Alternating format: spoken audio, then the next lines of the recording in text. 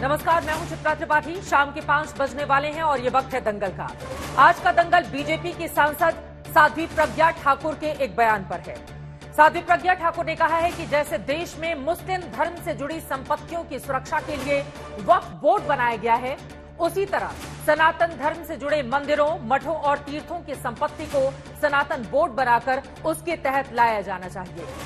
सनातन संत समाज की ओर से ये मांग काफी पहले से की जाती रही है, लेकिन अब बीजेपी के सांसद की ओर से ये मांग उठाई गई है। उनका कहना है कि सनातन धर्म के आस्थावानों के दान से जमा हुई संपत्ति का इस्तेमाल सनातन धर्म से जुड़े विकास के कार्यों में होना चाहिए, जबकि देश के 4 लाख से अधिक मंदिरों, मठों पर किसी न किसी तरह से सरकारी नियंत्रण कर लिया गया है। जबकि दूसरी तरफ भारत में सिख धर्म से लेकर इस्लाम धर्म की धार्मिक संपत्तियों पर सरकार का कोई दखल नहीं है। ऐसे में सबसे बड़ा सवाल यही है कि क्या वक्फ बोर्ड की तरह सनातन बोर्ड बनाने की मांग सही है? क्या मंदिरों, मठों की कमाई का इस्तेमाल सरकार को देश के विकास कार्यों में नहीं करना चाहिए? क्या वक्फ बोर्ड की तरह सनातन बोर्ड बनाना असंवैधानिक होगा? ऐसे तमाम सवालों पर आज के दंगल में बड़ी चर्चा हम करेंगे, लेकिन उसके पहले यह रिपोर्ट देखिए। तिरुपति बालाजी मंदिर की संपत्ति 2.5 लाख करोड़, पद्मनाभ स्वामी मंदिर की संपत्ति 1.64 लाख करोड़, वैष्णो देवी मंदिर की सालाना कमाई 500 करोड़ रुपए, काशी विश्वनाथ मंदिर की संपत्ति 120 करोड़ रुपए। हिंदुस्तान में ऐसे 10 लाख से अधिक मंदिर हैं जो सनातन धर्म से जुड़े हुए हैं। इनकी बेहिसाब संपत्ति है, अथाह कमाई है, करोड़ों भक्त वहां आते हैं, श्रद्धा में दान पुण्य करते हैं। हिंदुस्तान में सिर्फ एक धर्म के धन का दोहन करने की पुरानी परंपरा के खिलाफ अब आवाजें उठने लगी हैं। मध्य प्रदेश की सांसद साध्वी प्रज्ञा सिंह ठाकुर ने वक्फ बोर्ड की तरह अब सनातन बोर्ड बनाने की मांग की है। हिंदू अपने नियम कानून पे चलता है, धर्म की बात करता है, धर्म में जीता है और वो कहीं किसी का विरोध नहीं करता है। एक विडंबना है कि हमारे सनातनी देवी देवताओं के मंदिर ये सब ट्रस्ट को बन गए हैं तो वो सरकार के हाथ में चले जाते हैं। इससे मुक्त होना चाहिए और हिंदू का धन यानी श्रद्धा का दान जो मठ और मंदिरों में लगता है वह हिंदुओं के विकास, हिंदुओं के बच्चों के पढ़ाई लिखाई में, उनके रोग निदान में, मंदिरों के भव्य निर्माण में और हमारे सनातन के विकास में लगना चाहिए। यही हमारी प्रक्रिया है और इसलिए यदि सनातन बोर्ड की आवश्यकता पड़ी तो वो बनना ही चाहिए। सनातन बोर्ड की मांग उठने के पीछे कई वजह है। सबसे बड़ी वजह यह है कि सरकार सिर्फ सनातन धर्म स्थलों में जमा हो रहे धन का दोहन कर रही है और मंदिरों, मठों की लाखों हेक्टेयर जमीन धीरे धीरे सरकार के कब्जे में जा रही है। हमारे मंदिर जो है ना स्वतंत्र होना चाहिए, उनके अपने एक नियम कानून होना चाहिए कि पुजारी पूजा करेगा पर उसके ऊपर किसी प्रकार का ऐसा प्रतिबंध नहीं है कि गवर्नमेंट का प्रतिबंध है। कभी कोई गवर्नमेंट, कभी कोई विरोधी गवर्नमेंट आ गई तो उसने अपना विरोध करना प्रारंभ कर दिया। कहीं कोई अभी जब पिछली 15 महीने की सरकार थी तो उसमें जो मंत्री थे, सांस्कृतिक मंत्री, उन्होंने तो मंदिरों की जमीन पर भी तमाम सारे नियम कानून बना दिए थे। भारत में सनातन से जुड़े करीब 10 लाख मंदिर, मठ, तीर्थ हैं, जिसमें से करीब 4 लाख से अधिक मंदिरों, मठों की कमाई पर सरकार का कब्जा है। उस कमाई में से मंदिरों, मठों के विकास के लिए नाम मात्र की 7 से 15% रकम दी जाती है। इसीलिए सनातन धर्म के साधु संतों और संस्थाओं की ओर से लगातार ये मांग की जा रही है कि भारत में सनातन बोर्ड का गठन किया जाए, मंदिरों, मठों और तीर्थ क्षेत्रों से सरकारी नियंत्रण हटाया जाए, सनातन बोर्ड के अधिकारियों को वक्फ की तरह लोक सेवक का दर्जा दिया जाए।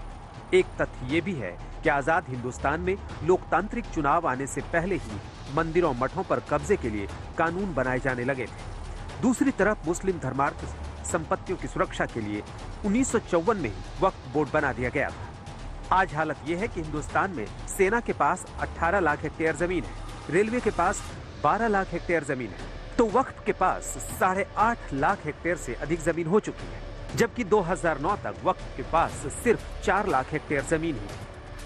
वक्फ की जमीन में तेजी से हो रहे इजाफे की हालत यह है कि आज कभी पूरा का पूरा गांव वक्फ की संपत्ति घोषित कर दी जाती है तो कभी 1000 साल से चले आ रहे मंदिरों की संपत्ति पर भी वक्फ दावा ठोक देता है। पिछले दिनों तमिलनाडु में एक गांव की 57 एकड़ जमीन पर वक्फ ने दावा कर दिया है। आज तक के तो क्या वक्फ बोर्ड की तरह ही सनातन बोर्ड बनाए जाने की जरूरत है? मौजूदा वक्त में ये मांग साध्वी प्रज्ञा सिंह ठाकुर की ओर से क्यों की गई है? आपको ये भी बताते चलें कि इसी साल विधानसभा के चुनाव भी मध्य प्रदेश में होने हैं और साध्वी के इस बयान के बाद लगातार विवाद भी गहराता हुआ चला जा रहा है, जबकि कई साधु संतों की ओर से समर्थन भी किया गया है। खास मेहमान हमारे साथ जुड़ चुके हैं दंगल में, जिनके साथ चर्चा में हम आगे बढ़ेंगे। सनातन बोर्ड की जरूरत क्यों है? विष्णु शंकर जैन जी, आप वरिष्ठ वकील हैं सुप्रीम कोर्ट के, आपकी ओर से भी कई मंचों पर इस तरह की मांग उठाई गई है। इनसे हम समझेंगे कि आखिर इससे हासिल क्या होगा। वारिस पठान साहब स्पोक्स पर्सन AIMIM के हमारे साथ जुड़ चुके हैं। डॉक्टर तस्लीम अहमद रहमानी साहब जो कि प्रेसिडेंट हैं मुस्लिम पॉलिटिकल काउंसिल ऑफ इंडिया के हमारे साथ हैं। सैयद अफजल अब्बास साहब चेयरमैन है शिया वक्फ बोर्ड के, बिहार से हमारे साथ मौजूद हैं। विजय शंकर तिवारी जी कुछ ही देर में विश्व हिंदू परिषद के प्रवक्ता भी हमारे साथ जुड़ेंगे। लेकिन सबसे पहले विष्णु शंकर जैन जी, आपसे ही शुरुआत करते हुए, क्योंकि आपकी ओर से भी कई मोर्चों पर इस तरह की आवाज उठाई गई है। वक्फ बोर्ड की तरह ही सनातन बोर्ड की मांग मौजूदा वक्त में क्यों चाहिए आप लोगों को? इस तरह का बोर्ड क्या हासिल होगा इससे? देखिए चित्रा जी, मैं पेशे से वकील हूं और अपने एक वकालत के जीवन में बहुत सारे ऐसे इंसिडेंट्स हमारे सामने आ रहे हैं जहां पे पता चल रहा है कि हिंदू मंदिरों के ऊपर सरकार गलत तरह से नियंत्रण कर रही है। मैं उदाहरण के तौर पे कर्नाटका का एक ऐसा मंदिर आपको बताना चाहता हूं जिसे हम लोग हनुमान जन्मभूमि मानते हैं, जो अंजनाद्री हिल्स पे है, कोप्पल डिस्ट्रिक्ट कर्नाटका में। सब 2018 जुलाई 2018 को जो HD कुमार स्वामी की गवर्नमेंट थी उसने उस मंदिर को टेक ओवर किया। जब मंदिर में चंदा ज्यादा आने लग गया, 20 लाख 25 लाख पर मंथ चंदा आने लग गया, तो उसको गवर्नमेंट ने टेक ओवर कर लिया और अगेंस्ट द एक्ट उसको टेक ओवर किया। और आज वहां पे हालत यह है कि वहां के जो पुजारी हैं, जो 100 साल से उस मंदिर की उनकी जो पुजारी शिप थी चली आ रही थी उनके पुरखों की, उसको आपने डिस्ट्रॉय कर दिया। आज भगवान का भोग प्रसाद आरती भी सही से नहीं लग पा रहा है। इसको हमने कर्नाटका हाईकोर्ट में चैलेंज कर रखा है, जिसकी लड़ाई लड़ रहे हैं।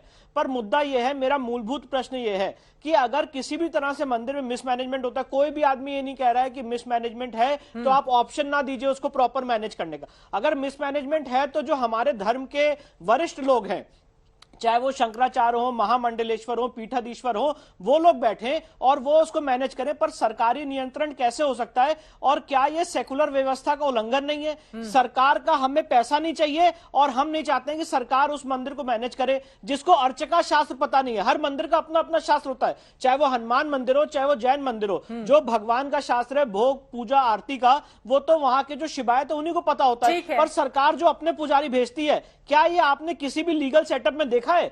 मैं एक बात और पूछना चाहता हूं आज आपके चैनल के माध्यम से, जो वक्फ एक्ट 1995 में सेक्शन 40 दिया हुआ है, जिसमें वक्फ बोर्ड को अधिकार दिया हुआ है कि किसी भी संपत्ति को वक्फ संपत्ति घोषित कर सकता है। सेक्शन 101 ऑफ वक्फ एक्ट में चित्रा जी, वक्फ के जितने लोग हैं उनको पब्लिक सर्वेंट का दर्जा दिया गया है। मैं आज आपके चैनल के माध्यम से पूछना चाहता हूं बहुत शालीनता से, कोई मुझे इंडिया का लीगल ल्यूमिनरी या जूरिस्ट बताए कि क्या, और वारिस भाई तो यहाँ पे खुद भी वो भी पेशे से वकील है, कि क्या ऐसा कोई प्रोविजन किसी जैन समाज के लिए, सिख समाज के लिए, क्रिश्चियन के लिए, हिंदू के लिए है क्या? वक्फ से ज्यादा दिक्कत है क्या विष्णु जी? इस सवाल का आप जवाब दे दीजिए, उसके बाद मैं जवाब ले लूंगी MIM के प्रवक्ता से। वक्फ की संपत्ति जो है, क्या वो आंखों में चुभ रही है आप लोगों को कि वो भारतीय सेना और इंडियन रेलवे के बाद सबसे ज्यादा जमीन वाला मालिक है? नहीं, देखिए मैं अपनी बात को, अपने स्टैंड को क्लैरिफाई कर दूं। वक्फ अपनी संपत्ति बढ़ाए, कोई दिक्कत नहीं है, पर जहां पे वक्फ बोर्ड के बीच में और हिंदुओं के बीच में अगर टकराव है तो आप कहते हैं कि नहीं, उसको वक्फ ट्राइब्यूनल डिसाइड करेगा जहां पे इस्लामिक लॉ का जानकार होगा, वहां पे दिक्कत है। पहली बात, वक्फ अपनी संपत्ति बढ़ाए, कोई मुस्लिम अपनी संपत्ति डोनेट करना चाहता है वक्फ में, कोई दिक्कत नहीं है। कोई हिंदू अपनी संपत्ति डोनेट करना चाहता है, वो हिंदू बोर्ड में जाए, कोई दिक्कत नहीं है। पर वहां पे डिस्क्रिमिनेशन हो रहा है चित्रा जी, जहां पे अगर डिस्प्यूट रेजोल्यूशन मैकेनिज्म है वो वक्फ ट्राइब्यूनल जा रहा है, पहली बात। और दूसरी बात, ऐसा कोई पैरेलल व्यवस्था, मैं इस बात को दोबारा रिपीट करना चाहता हूं, जैसे वक्फ एक्ट 1995 ने एक पैरेलल व्यवस्था बनाई है, वैसी कोई पैरेलल व्यवस्था सनातन समाज के लोगों के लिए नहीं है। और अगर है तो मुझे कोई आदमी करेक्ट करे। ठीक है, लेकिन इतने दिनों के बाद अगर इस तरह की मांग उठेगी तो आप लोगों की मंशा को लेकर भी विष्णु जैन जी सवाल पूछे जाएंगे।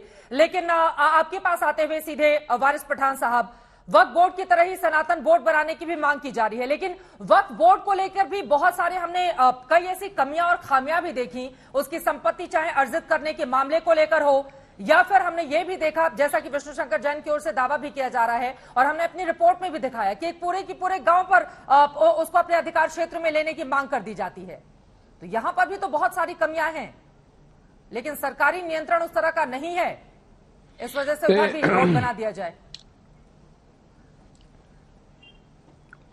देखिए चित्रा जी, जब से भाजपा की सरकार सत्ता में आई है ना, एक तरह से इन्होंने माइनॉरिटी के खिलाफ एक जंग छेड़ दी है, मुसलमानों के खिलाफ एक जंग छेड़ दी है, और पूरी तरह से देश के अंदर नफरत की राजनीति लोगों ने फैला दी है।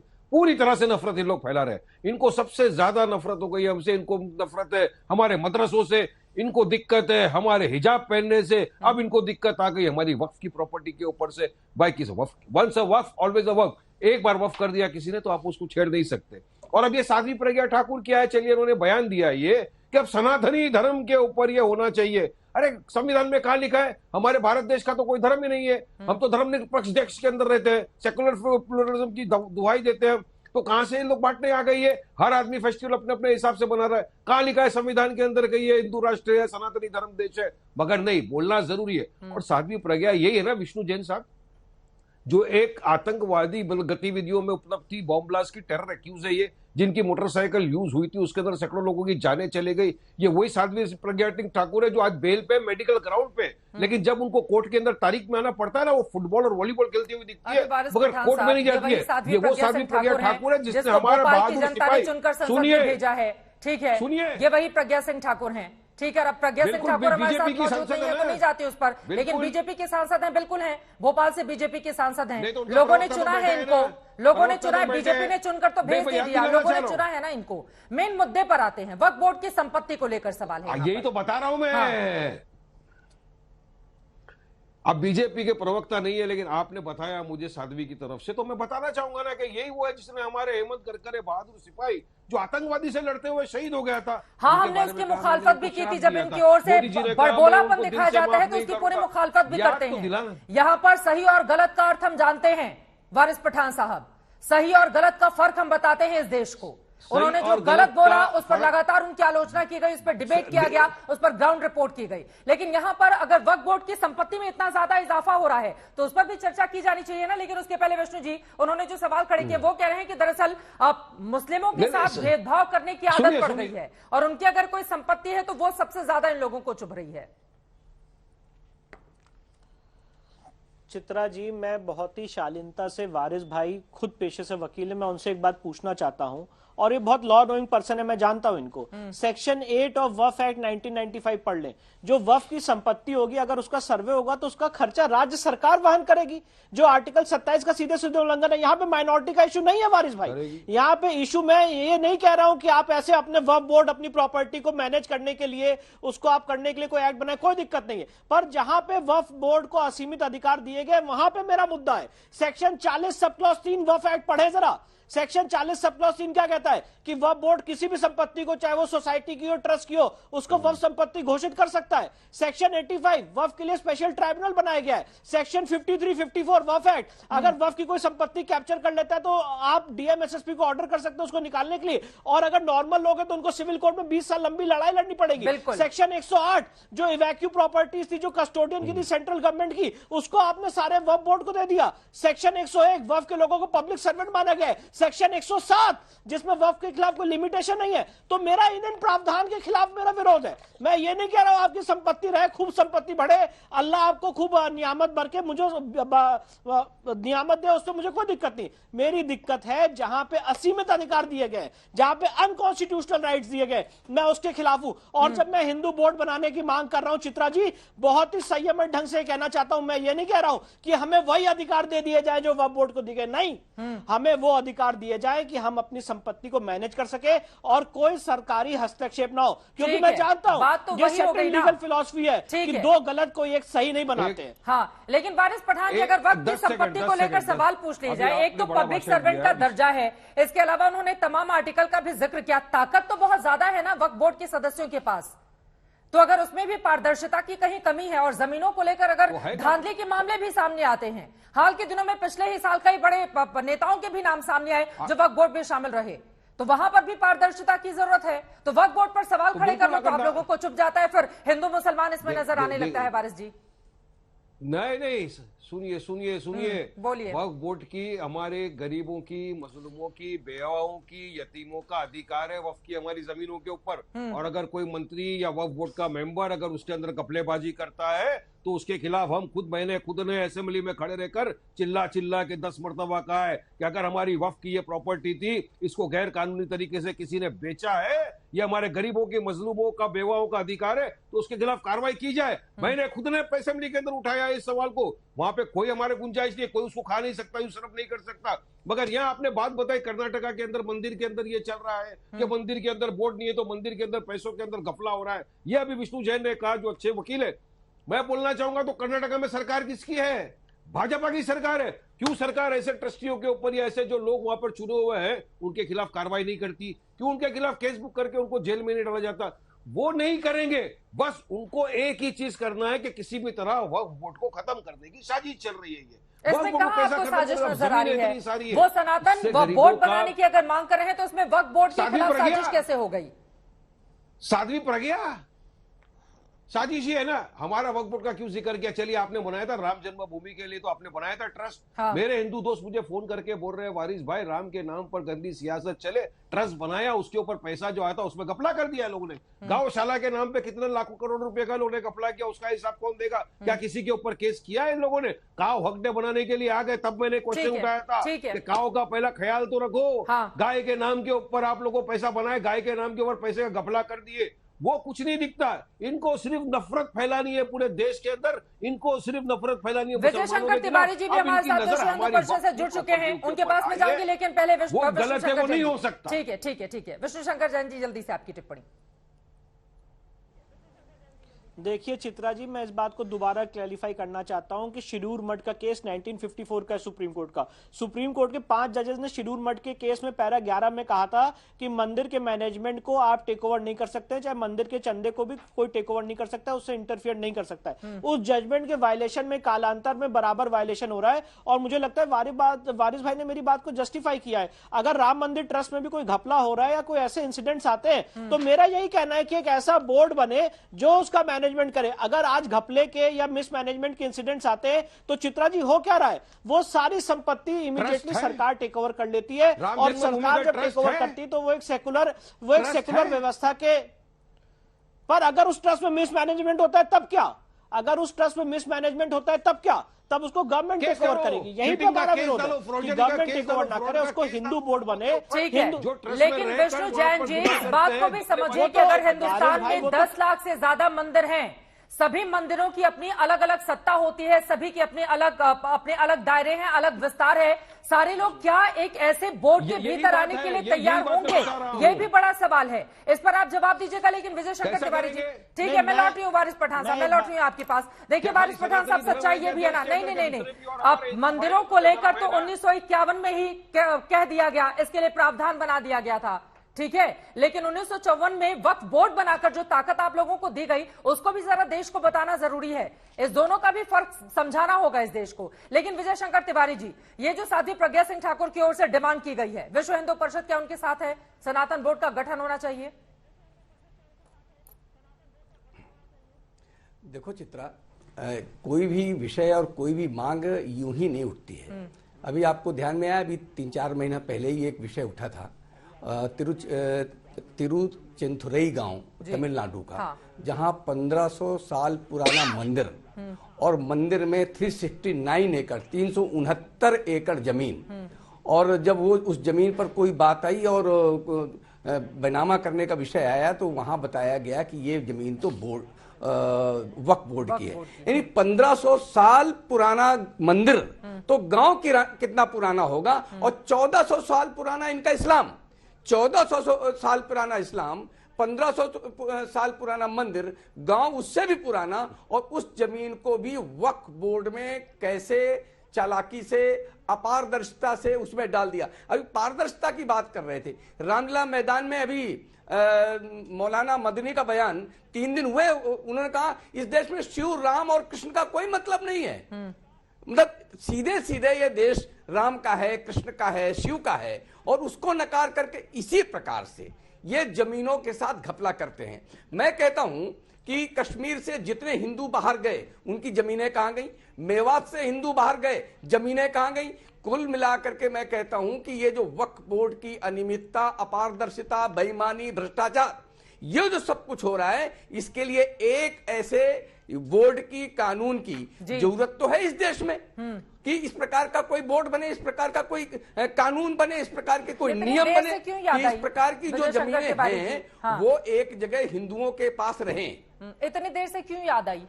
मैं कह रहा हूं कि ऐसे ये जो जमीनें हैं, जो जमीनें घपला की जाती हैं, अपारदर्शिता की जाती है और अभी लोगों को पता ही नहीं चलता। देश में हजारों हजार एकड़ जमीन ऐसी निकलेगी कि जो हमें पता ही नहीं होगा कि वो बोर्ड के पास कब चली गई है। ये कौन सी पारदर्शिता है भाई पठान साहब? ये कोई पारदर्शिता है क्या? अच्छा। तो हम ये कहते हैं कि इस प्रकार के कोई नियम कानून की आवश्यकता इस देश में है। एक बार तस्लीम अहमद रहमानी साहब की भी प्रतिक्रिया में ले लेती हूँ। देखिए, उन्होंने तमिलनाडु का उदाहरण दिया कि कैसे वक्फ बोर्ड की ओर से उस जमीन पर अपने मालिकाना हक की बात कही जाती रही। वहीं देखिए, शिया और सुन्नी वक्फ बोर्ड में वक्फ संपत्तियों पर अवैध कब्जा को लेकर, जमीनों की खरीद फरोख्त को लेकर, गलत तरह से मुतवली नियुक्ति करने को लेकर मोहसिन रजा की शिकायतों पर उत्तर प्रदेश के सीएम की ओर से भी जांच के आदेश दिए गए। तो तकरीबन हर राज्य में इस तरह की स्थिति बनी हुई है। तस्लीम अहमद रहमानी साहब, ऐसा नहीं है कि पूरी तरह से पारदर्शी है वक्फ बोर्ड की व्यवस्था। एग्जैक्टली, मैं एक मुख्तलिफ बात कहना चाहता हूं। हिंदू समाज अगर ये चाहता है कि देश के सारे मंदिर, मठ, शिवालय, शमशान, इन सबको रेगुलेट करने के लिए वक्फ बोर्ड की तर्ज पे, एसजीपीसी के तर्ज पे या क्रिश्चियन एंडोमेंट के तर्ज पर एक सनातन एंडोमेंट बोर्ड भी बने जी, तो ये हिंदू समाज का मामला है, सरकार को देखना चाहिए। इस पे किसी को कोई एतराज नहीं होना चाहिए। अगर हिंदू समाज ऐसा चाहता है तो सरकार को गौर करना चाहिए। लेकिन इसके लिए ये जरूरी नहीं है कि वक्फ बोर्ड को या एसजीपीसी को गाली दी जाए या क्रिश्चियन एंडोमेंट को गाली दी जाए। और खास तौर पर एक मेंबर पार्लियामेंट जो खुद पार्लियामेंट के अंदर जिनको ये सवाल उठाना चाहिए, वो पार्लियामेंट के बाहर ये सवाल उठा रही हैं। उनकी सरकार है, वो रूलिंग पार्टी की एमपी हैं, उनको चाहिए कि सरकार के सामने बिल का ड्राफ्ट पेश करें और बिल लाए। अगर सरकार नहीं लाती है तो प्राइवेट मेंबर बिल लाए। मसला यह है कि जो बात पार्लियामेंट में कहनी चाहिए वो जब आप पब्लिक डोमेन में कहते हैं तो आप लगता है कि आपकी इंटेंशन वो नहीं है जो आप बता रहे हैं। 10 लाख मंदिर क्या तैयार है इसके लिए? तो बहुत अच्छी बात है। ये एक पार्ट है। दूसरा पार्ट, जहां तक वक्फ का, विष्णु जैन जी तो वकील हैं, उन्होंने सारे सेक्शन बता दिए, लेकिन एक सेक्शन और भी बताना चाहिए ना आपको वक्फ का, कि वक्फ बोर्ड की जितनी भी संपत्ति है वो उसका 6% गवर्नमेंट को देना पड़ता है। और गवर्नमेंट जितना मैनेज करती है वक्फ बोर्ड्स को सारे देश में, वो उस 6% से करती है। अब ये 6% क्या प्रॉपरली सरकार के पास आ रहा है या नहीं आ रहा, ये एक बहुत बड़ा सवाल है जिसमें कोई पारदर्शिता नहीं है। मैं मानता हूं जो अजमेर का श्राइन बोर्ड है या दूसरी जगहों पर श्राइन बोर्ड है, वो भी गवर्नमेंट के अंडर में है और गवर्नमेंट अपना एडमिनिस्ट्रेटर वहां अपॉइंट करती है। ये बात भी बतानी चाहिए देश के लोगों को। नितिन गडकरी जी जो आज हमारे सड़क के मंत्री हैं, एक जमाने में जब ये एमएलए थे वहां महाराष्ट्र की असेंबली में, इन्होंने कहा था 16,000 हेक्टेयर वक्फ लैंड किसी न किसी प्राइवेट कब्जे में है या सरकारी कब्जे में है। दिल्ली में मैं जानता हूं 350 properties, many acres of properties सरकारी कब्जे में या अंडर लिटिगेशन है। तो जितने सेक्शन आप बता रहे हैं वो सब सही है, इसके बावजूद क्या उनका कोई प्रैक्टिकल इंप्लीमेंटेशन हो रहा है? वक्फ बोर्ड को, पूरे के पूरे वक्फ बोर्ड को रिवेव कर किए जाने की बड़ी सख्त जरूरत है। इस वक्त भी जरूरत है। कोई ट्रांसपेरेंसी नहीं है वक्फ के मामलात में। और दूसरा, जो वक्फ का कॉन्स्टिट्यूशन है, वक्फ बोर्ड किस तरीके से बनता है पूरे स्टेट्स में, वो तो पूरा का पूरा पॉलिटिकल गवर्नमेंट के साथ चलता है। गवर्नमेंट जिसको चाहती है वो वक्फ बोर्ड का चेयरमैन बन जाता है, गवर्नमेंट नहीं चाहती तो नहीं बन जाती। जो कोलिजियम है और जो उसका इलेक्टोरल कॉलेज है और जो प्रोसेस है इलेक्शन का, वो तो पूरा का पूरा पॉलिटिकल पावर के, पॉलिटिकल डिस्पेंसेशन के साथ चलता है, इंडिपेंडेंट नहीं है वो भी। ये बड़ी विडंबना है। तो जहां 16,000 हेक्टेयर ऑफ वक्फ लैंड चली जाती है कब्जे में, तो अगर कोई गलत क्लेम कर रहा है तो उसको चैलेंज करने का प्रोविजन होना चाहिए। वो कह रहे हैं कि वक्फ बोर्ड में भी पारदर्शिता को वो तैयार हैं, लेकिन आप लोगों को वक्फ बोर्ड की संपत्ति ज्यादा चुभ रही है। विजय शंकर तिवारी साहब,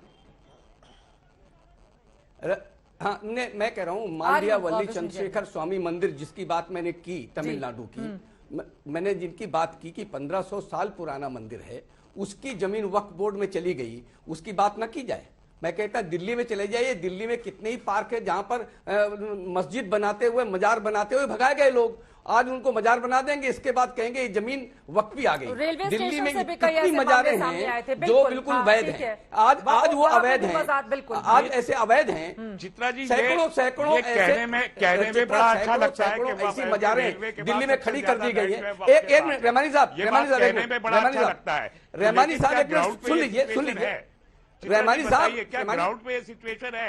चित्रा देखो, आप बात करने दीजिए मुझे, चित्रा मुझे बात करने दीजिए। ये तो आंकड़ा कहता है ना तस्लीम अहमद रहमानी साहब, ये तो आंकड़ा की भारतीय सेना और इंडियन रेलवे के बाद अगर सबसे ज्यादा जमीन किसी के पास है तो वो वक्फ बोर्ड के पास है, ये तो आंकड़ा बताता है।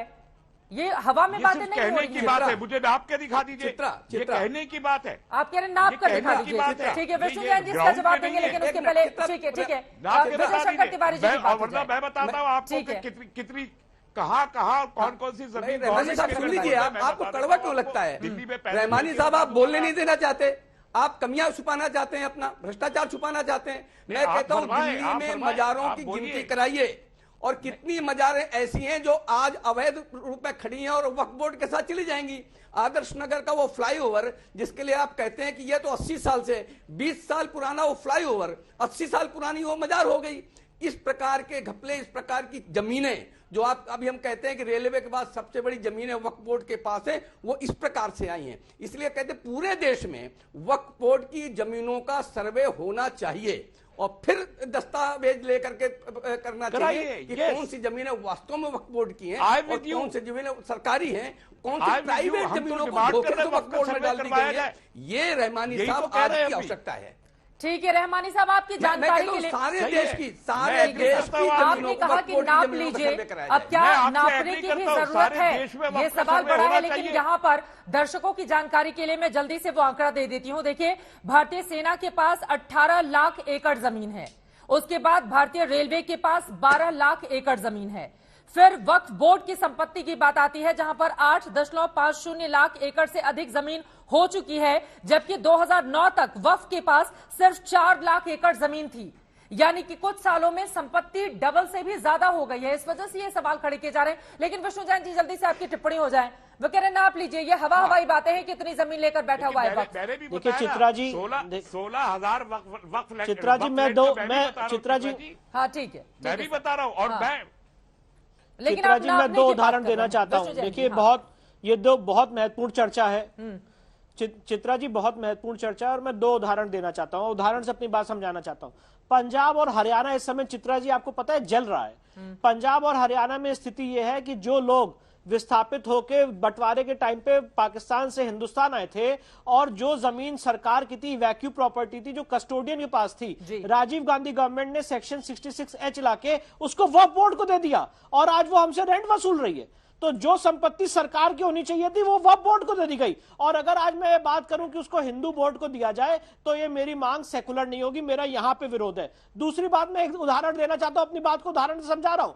प्रयागराज में चंद्रशेखर आजाद पार्क है जहां पे शहीद चंद्रशेखर ने अपनी शहादत दी थी। उस पार्क में 11 मजारें बना दी गई। जब हमने इलाहाबाद हाईकोर्ट में पीआईएल की तो इलाहाबाद हाईकोर्ट ने कहा कि भैया मजारें कैसे बना दी, तब वक्फ बोर्ड सामने आया चित्रा जी और कहता है कि ये वक्फ संपत्ति है। इलाहाबाद हाईकोर्ट ने कहा नहीं और वो 11 मजारें हटाने का ऑर्डर किया। तो जो बात यहाँ पे विजय शंकर जी कह रहे हैं, जो बात मैं यहाँ पे कह रहा हूं, ऐसी बात नहीं है। ये सिर्फ एक एकेडमिक लीगल डिस्कशन हो रहा है, इसको हम लोग ग्राउंड पर उतरता हुआ देख रहे हैं। और इसीलिए मैंने ये बात कही है कि हम ये नहीं कह रहे हैं कि हमें असीमित अधिकार दिए जाए। हम 2 बातें कह रहे हैं। पहली बात, जो वक्फ एक्ट 1995 में वक्फ बोर्ड को असीमित अधिकार दिए उसको खत्म करिए, और दूसरी तरफ एक पैरेलल हिंदू बोर्ड यहां पे क्रिएट करिए, क्योंकि बहुत सारी ऐसी संपत्ति है जो इस समय पड़ी हुई है जिसका कोई मैनेजमेंट नहीं हो पा रहा है। ऐसे कितने मंदिर है चित्रा जी जिसको गवर्नमेंट ने गलत तरीके से एक्वायर कर लिया है, जो वहां पे शास्त्र है उसके हिसाब से पूजा पाठ नहीं हो रही है। मैं एक उदाहरण देना चाहता हूं चित्रा जी, कोई मुझे इस देश में भैया कोई वक्फ एक्ट 1995 पढ़ ले, और अभी जो तस्लीम भाई ने बात कही मैं इनसे कहना चाहता हूं सरल सेक्शन 14 पढ़े वक्फ एक्ट 1995 का। उसमें जो कॉम्पोजिशन दिया हुआ है वक्फ बोर्ड का, आप जान के शॉक हो जाएंगे चित्रा जी। मुस्लिम एमपी, मुस्लिम वकील, मुस्लिम मेंबर ऑफ पार्लियामेंट, मुस्लिम एमएलए, ये सारे लोग मुस्लिम समाज के होंगे। और अगर कोई वक्फ बोर्ड का डिस्प्यूट होगा तो वो वक्फ ट्राइब्यूनल डिसाइड करेगा, जिसमें इस्लामिक लॉ के स्कॉलर होने चाहिए। मैं आज सारे पैनलिस्ट से बहुत विनम्रता से पूछना चाहता हूं, चित्रा जी, अगर आज हिंदू प्रॉपर्टी का कोई डिस्प्यूट हो जाए किसी मुस्लिम भाई से, तो क्या वो कोई सनातनी बोर्ड में जाएगा क्या, या कोई ऐसा कानून बना है क्या? कोई मुझे पता है कि हाँ भैया ये सेक्शन आप गलत बोल रहे हैं, मैं एक शब्द नहीं बोलूंगा। लेकिन इसके लिए तो सरकार को प्रयास करना पड़ेगा ना। वही बातें तो ठीक है, रहमानी साहब की ओर से वही बातें कही गई है कि साध्वी प्रज्ञा बाहर के बोल रहे हैं, आवाज उठा रहे हैं। चित्रा जी, हाँ ठीक है, रहमानी साहब आप अपनी बात कर लें। जी जी, मैं आना चित्रा चाहता जी, हूं। मैं तो देखिए विष्णु जैन जो कह रहे हैं वो उदाहरण से बात कह रहे हैं, मैं भी उदाहरण से बात कहना चाहता हूं। पहले तो उन्होंने मेरी इस बात को अफजल endorse अब्बास कर साहब, मैं आ रही हूं दिया फौरन कि ये आपके पास, political, एक बार रहमानी जो जी भी की बात कंपोजिशन वक्फ बोर्ड का, हाँ वक्फ बोर्ड का जो भी कंपोजिशन है वो पॉलिटिकल डिस्पेंसेशन है, इस बात को विष्णु जैन भी तस्लीम कर रहे हैं और मैं उसका मुखालिफ हूं। एक बात। दूसरी बात, आप आइए दिल्ली में 23 प्रॉपर्टीज हैं, हंड्रेड्स ऑफ एकड़ लैंड, 23। आप आइए, दिल्ली पब्लिक स्कूल के बराबर में खाली जमीन है। वक्फ बोर्ड को दिल्ली हाई कोर्ट ने, किसी मुसलमान ने नहीं, किसी वक्फ ट्रिब्यूनल ने नहीं, दिल्ली हाई कोर्ट ने वक्फ बोर्ड के हक में फैसला दिया कि ये जमीन वक्फ बोर्ड की है और वक्फ को हैंड ओवर की जानी चाहिए। आज 10 साल हो गए, जमीन हैंड ओवर नहीं हुई। आप आइए दिल्ली की ईदगाह की तरफ, ईदगाह के नीचे दिल्ली जल बोर्ड का जितना का पूरा एक खाली पड़ा है, सारा वक्फ बोर्ड का है। केस जीत चुका वक्फ बोर्ड हाई कोर्ट से, किसी वक्फ ट्रिब्यूनल से नहीं, हाई कोर्ट से जीता है। सीजीओ कॉम्प्लेक्स पे आइए, वक्फ बोर्ड ने फाइलें गायब कर दी। यही हमारा तो ऐतराज वक्फ बोर्ड के ऊपर है, वक्फ बोर्ड ने फाइलें गायब कर दी। रिंग रोड पर आइए, रिंग रोड पर जितने ये पिकनिक स्पॉट्स बनाए और अभी जो फ्लाईओवर्स बन रहे हैं, 14 बीघा जमीन वक्फ बोर्ड की थी, जिसमें से 4 बीघे अभी वक्फ बोर्ड को वापस हुई, 10 बीघे नहीं हुई। 350 ऐसी प्रॉपर्टीज दिल्ली के अंदर मौजूद है और पूरे देश में कितनी होगी आप बताइए। मैं ये नहीं कहता कि जबरदस्ती किसी जमीन को वक्फ का करार दिया जाए, बिल्कुल गलत है। आप हमारे जो विजय शंकर जी कह रहे हैं, मुझे नहीं मालूम वो क्या केस है, लेकिन अगर वक्फ ने जबरदस्ती की है तो गलत है, बिल्कुल गलत है, नहीं होना चाहिए। वक्फ का वक्फनामा होता है, वाकिफ जो आदमी वक्फ करता है वो लिख के जाता है, वो रिकॉर्ड पे होता है। लेकिन इसके साथ ही 2013 में सैयद अफजल अब्बास साहब आपके पास आते हुए असीमित अधिकार दे दिए गए, कुछ रूल्स चेंज करके, जिसमें वक्फ बोर्ड अगर किसी संपत्ति पर दावा करता है तो उसको कोर्ट में चैलेंज क्या नहीं किया जा सकता। इसी वजह से बोर्ड की संपत्ति को लेकर बार बार सवाल पूछे जाते हैं ना, कि किसी गांव की जमीन पर आपने अपना दावा कर दिया, कहीं और दावा कर दिया, कुछ जमीनों पर कब्जा कर लिया गया, तो इसी वजह से वक्फ बोर्ड की संपत्ति सवालों के घेरे में रहती है। बिल्कुल नहीं चित्रा जी, बिल्कुल नहीं कि वक्फ बोर्ड जो है सवालों के घेरे में इस बुनियाद पे नहीं है कि हम किसी की जमीन पे कब्जा कर लें। देख, कहीं भी शरीयत के एतबार से, इस्लामिक लॉ के एतबार से जब भी कोई वक्फ करता है तो अपनी प्रॉपर्टी करता है, और जब यह रिकॉर्ड भी देता है तो अपना खाता, खिसरा, तौजी नंबर अपना खतियान के साथ देता है कि ये मेरी प्रॉपर्टी है, आज के बाद से ये अल्लाह और भगवान के लिए मैं दे रहा हूं। ये वक्फ बोर्ड कहीं आपको नहीं बताता कि जमीन किसी की कब्जा कर लिए। जहां तक सवाल यह है कि अगर वो बोर्ड बनाने की बात हो रही है, सनातन बोर्ड बनाने की बात है, तो वो सरकार बीजेपी की है और बनाए, उससे मुझे कोई एतराज नहीं है। लेकिन बार बार हम लगातार देख रहे हैं इधर कि वक्फ बोर्ड, सुन लीजिए, मैं बहुत देर से 45-40-30 मिनट से मैं बैठा हूं, सुन रहा हूं। लेकिन बहुत सारे वकील लोग अपना लीगल ओपिनियन दे रहे हैं, लेकिन चूंकि मैं भी एक वक्फ बोर्ड का चेयरमैन हूं, इस नाते जो मुझे जानकारी है वो उसकी बात कर रहा हूं। हमारे यहाँ कोई ऐसा भी है, हम दूसरे की जमीन को कसब कर ही नहीं सकते हैं, हम इस्लाम के मानने वाले हैं। हमारे यहाँ मसला में ऐसा नहीं कि दूसरे की जमीन को कब्जा कर लिए। हाँ, मेरी कुछ जमीनें अगर छूटी हो, बहुत सी ऐसी है कि वक्फनामे के एतबार से लिखा जाता है प्लॉट नंबर, वो छूट गया हो तो हम तो दावा करेंगे इस आधार पे। जहां तक जमीन ये कि 4 लाख से ज्यादा 8 लाख की आप बात कर रही हैं, मैं यहां तक कहता हूं कि बहुत सी मस्जिदें 200 वर्ष पुरानी है जो वक्फ बाय यूजर में आती है, उन मस्जिदों का भी रजिस्ट्रेशन हो रहा है। अब 300 वर्ष पुरानी है मस्जिद थी तो इस तरह से भी जमीनें बड़ी होंगी। लेकिन ये तोहमत लगाना कि वक्फ बोर्ड जबरदस्ती, जैसे प्रज्ञा ठाकुर ने कहा कि किसी की जमीन को कब्जा कर लेता है वक्फ बोर्ड, ऐसा नहीं, हरगिज नहीं है। क्योंकि बड़ी ईमानदारी से एक चैनल पे, भारत के सबसे बड़े चैनल, हिंदी चैनल पे बोल रहा हूं कि शिया या सुन्नी 2 वक्फ स्टेट है। हाँ। किसी वक्फ स्टेट में ये ऐसा हो ही नहीं सकता कि दूसरे की जमीन को कसब किया जाए। हो नहीं सकता, तो फिर जांच के आदेश सरकारों को क्यों देने पड़ते हैं? यही तो बात है ना, आप कह रहे हैं ऐसा हो नहीं सकता है। फिर उसमें पारदर्शिता को लेकर तस्लीम अहमद रहमानी भी सवाल खड़े कर रहे हैं। यूपी में जांच के आदेश दिए जा रहे हैं, तमिलनाडु के गांव पर वक्फ बोर्ड पूरा का पूरा दावा कर देता है। आप कह रहे हैं ऐसा होता ही नहीं है। सर ये मीठी मीठी बातें कहने में बहुत अच्छी लगती हैं, जमीन पर ऐसा है क्या? नहीं, क्या आप सबकी बात सुने, मुझे टाइम दीजिए बोले। आप ही से ये सवाल आप ही से ये सवाल है, कितना बोलेंगे? मैं तमिलनाडु में क्या हुआ उसके बारे में हम नहीं जानना चाहते, लेकिन जो मैं कह रहा हूं वो बड़ी ऑनेस्टली, बड़ी ईमानदारी के साथ कह रहा हूं कि वो एक सेकंड, क्योंकि आप टीवी स्क्रीन पे सामने टीवी नहीं है, और चूंकि हम पटना से जुड़े हुए हैं, क्योंकि अगर जो लोग स्टूडियो में बैठे होंगे तो अपनी बात जबरदस्ती करा सकते हैं, लेकिन हम यहां से नहीं बोल सकते हैं। हम आप जब अलाउ करेंगे तभी हम जवाब दे सकते हैं, क्योंकि 35 मिनट से बैठ के आपकी आवाज सब लोग सुन रहे हैं। जहां अगर धर्म, आप बताइए जो उन्होंने कहा वकील साहब ने कि शिया वक्फ बोर्ड है, सुन्नी वक्फ बोर्ड है, उसमें होगा मुसलमान होगा, मुसलमान मेंबर होगा, मुसलमान एमपी होगा, मुसलमान एमएलए होगा। पहले ये बताइए कि धार्मिक न्यास जो है, क्या धार्मिक न्यास में कोई धार्मिक न्यास बोर्ड बिहार में है? क्या धार्मिक न्यास बोर्ड में कोई मुसलमान है? भाई हिंदू रीति रिवाज से चल रहा है तो हिंदू ही होगा, मुस्लिम रीति रिवाज से होता मुसलमान ही जगह। इसमें उंगली उठाना, इसका मतलब यह है कि बिल्कुल सही कहा कि इलेक्शन जब आता है तो इस तरह के शगुफे छोड़े जा रहे हैं।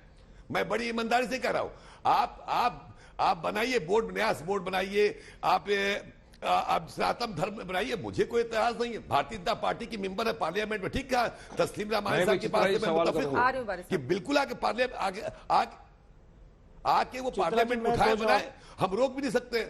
लेकिन नहीं, वकील साहब बहुत सारे धाराओं की बात कर रहे हैं कि 1995 एक्ट की बात आप कर रहे हैं, बहुत सच के वकील है, वही उनका पेशा, ज्यादा उसको हमसे ज्यादा डेप्थ उनको नॉलेज है। हाँ, अब मैं जवाब ले लेती हूँ। कोई भी मेरे साथ स्टूडियो में नहीं बैठा हुआ है और किसी के पास भी टीवी स्क्रीन नहीं है, सब अलग अलग जगहों से बैठे हुए हैं और हमारे ये सवाल जवाब चल रहा है। लेकिन आपने कहा ठीक है विष्णु जैन जी, उनके सवालों पर आप जवाब दे दीजिए। वारिस पठान साहब उसके बाद में फौरन आपके पास आऊंगी। चित्रा जी, आज तो सैयद भाई ने मुझे लगता है सारा डिस्प्यूट ही सॉल्व कर दिया। अरे भाई, हम काशी के केस में पिछले 1-1.5 साल से समझाते थक गए और इन्होंने अभी ये बात कही कि भाई जो जमीन हमारी खुद की नहीं है उसको हम वक्फ नहीं कर सकते, किसी और की जमीन को कब्जा करके वक्फ नहीं कर सकते। तो भैया ये मुझे बताइए जरा, मैं इसको समझ नहीं पा रहा हूं। और प्लीज जरा जो अंजुमन इंतजामिया है, सर मैं आपसे हाथ जोड़ के कह रहा हूं, जरा अंजुमन इंतजामिया को समझा दीजिए सर कि कम से कम जो काशी के केस में वक्फ की प्ली ले रहे हैं और कह रहे हैं औरंगजेब ने इसको तोड़ के, नहीं मैं कुछ और कह रहा हूं, औरंगजेब ने कह दिया कि भाई ये वक्फ संपत्ति हो गई है, और जब कोर्ट ने उनसे पूछा कि कौन सी वक्फनामा है जरा बता दीजिए, आज तक नहीं बता पाए, तो उसको वक्फ क्यों क्लेम कर रहे हैं? सर जरा मैं ये पूछना चाहता हूं, सुप्रीम कोर्ट पूछ रही है कि भैया बताइए शाहजहां ने ताजमहल को कब वक्फ कर दिया, जरा वक्फ डीड दिखा दीजिए, आज तक नहीं दिखा पाए, तो ताजमहल को वक्फ क्यों क्लेम कर रहे हैं? सर समझाइए ना सर, आप बिल्कुल सही कह रहे हैं। और समझा रहा हूं, सुनिए ना, आप चिल्ला क्यों कर रहा हूं? अरे आप चिल्ला क्यों रहे हैं? आप मथुरा के केस में, चित्रा जी मथुरा के केस में पिछले आपके वक्फ बाय यूजर है कि नहीं है? वक्फ बाय यूजर है कि नहीं है? आप बड़े बढ़िया वकील आप हैं। वक्फ बाय यूजर का मानी क्या होता है? अगर मस्जिद, अम्बाड़ा, दरगाह बहुत बरसों से चला होगा चाहता है तो क्या वक्फ बाय यूजर में वक्फ नहीं होता है? चित्रा जी ये बताइए, जो तो भैया वक्फ बाय यूजर होता है तो ट्रस्ट बाय यूजर भी होता है। हजारों सालों से जो हमारी मंदिर और ट्रस्ट चली आ रही है, आप उसको कहेंगे कि नहीं ये वक्फ है, तो ये तो बात कभी खत्म ही नहीं होगी। आपकी बात खुद कंट्राडिक्ट हो रही है। चित्रा जी आप मुझे बताइए, काशी विश्वनाथ मैं तो कह रहा हूं, अगर आपकी जमीन पे क्लेम, अगर आपकी जमीन है अब ट्रस्ट की है या न्यास बोर्ड की है, तो अगर किसी ने किया तो मैं उसको मानता हूं। मुझे लग रहा है सैयद अफजल अब्बास साहब आप अपनी ही बातों में फंस जाएंगे, क्योंकि एक तरफ आप कह रहे हैं कि इस्लाम किसी की भी जमीन पर कब्जा करने की इजाजत नहीं देता है, ऐसे में जिस मंदिर का वो जिक्र कर रहे हैं काशी विश्वनाथ, जिसकी वो लड़ाई कर रहे हैं, फिर तो उनका दावा मजबूत हो जाता है, फिर तो उनका दावा मजबूत हो जाता है, फिर तो 1991 वर्ष का तमाम चीजें जो लेकर आप आ रहे हैं तो उसका कोई मतलब नहीं रह जाएगा ना। लेकिन वारिस पठान साहब, ठीक है सर, वारिस पठान साहब वो बहुत देर से कुछ कहना चाहते हैं, हर मजहब में है, हिंदू धर्म में भी है। ठीक है वारिस पठान साहब।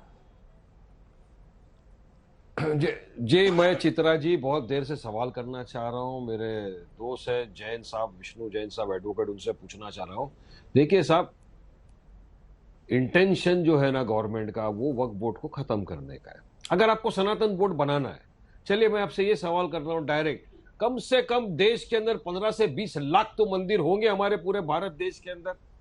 क्या ये सारे मंदिर वाले एक सनातन बोर्ड के नीचे आने को तैयार है, हाँ या ना में पहला मेरा ये सवाल जवाब। तो मैंने पूछा था, अब बोलिए। अगर आने को नहीं तैयार है तो अब उनका क्या करेंगे, हाँ। ये भी मुझे जवाब दीजिए, बताइए। ये सवाल बहुत इंपॉर्टेंट है कि तमाम ये मंदिर, चाहे मुंबई में हो, दिल्ली में हो, जम्मू में हो, तमिलनाडु में हो, कर्नाटका में हो, लाखों मंदिर है, अलग अलग लोग अपनी अपनी आस्थाओं से अपने भगवान को पूछते हैं जाकर। तो क्या तमाम मंदिर एक साथ, इनके ट्रस्टी, इनका बोर्ड, सबके सब सनातन बोर्ड में आने को तैयार अगर है, विष्णु जैन बनाइए जी, आप सनातन ये बोर्ड। तो बहुत चलिए बड़ी जवाब चुनौती दीजिए रहेगी मुझे ना, इसका। जल्दी से इस पर टिप्पणी विष्णु जैन जी। नहीं, बिल्कुल नहीं। देखिए चित्रा जी, देखिए एक डेमोक्रेटिक सेटअप है, पहली बात तो मैं बताना चाहता हूँ। और एक डेमोक्रेटिक सेटअप में ये राइट होता है कि हम कोई आइडिया फ्लोट करें। आज विष्णु शंकर जैन सारे सनातन समाज का लीडर नहीं है जो कह देगा कि नहीं भाई, हाँ सब लोग मेरी बात से एग्री कर रहे हैं, पर कम से कम वकील होने के नाते मेरे को ये हक तो है कि मैं एक आज तक के प्रतिष्ठित चैनल पे आके एक नया आइडिया फ्लोट करूं और लोगों को कन्विंस करूं कि आप इस सेटअप में आइए और उससे सरकार के सेटअप में जाने से बेटर ये सेटअप रहेगा। कम से कम क्या ये हक भी नहीं है? और अगर ये एक्सरसाइज कर रहा हूं तो वारिस भाई मुझसे कहेंगे कि नहीं, पहले 20 ठीक है, अब चर्चा यहां से चल पड़ी है। ऐसे में यकीनन ये बहस ऐसा लग नहीं रहा कि इतनी जल्दी थमने वाली है। हमने सवाल पूछा था, क्या वक्फ बोर्ड की तरह सनातन बोर्ड बनाने की मांग सही है? आपकी जो जवाब हमें मिले हैं, 64% लोगों ने हाँ में जवाब दिया है, जबकि 36% लोगों का जवाब नहीं में है। अब आगे इस पूरे मामले में सरकार किस तरह से अपने कदम आगे बढ़ाएगी? साध्वी प्रज्ञा सिंह ठाकुर इसको लेकर संसद में भी क्या आवाज उठाएंगी? इस पर लगातार रहेगी आज तक की नजर। इसी के साथ दंगल में अभी के लिए बस इतना ही। देश और दुनिया की तमाम खबरों के लिए आप देखते रहिए आज तक। आज तक HD, सबसे तेज, सबसे ज्यादा।